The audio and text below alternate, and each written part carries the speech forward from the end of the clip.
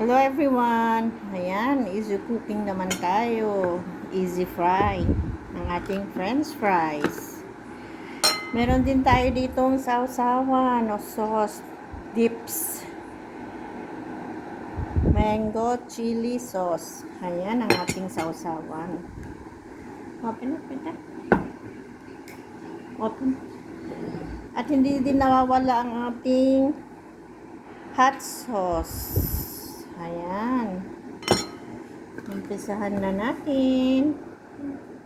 Lagyan natin ng konting mango chili sauce. Ayan. Ayan. Siyempre, ang ating hot sauce.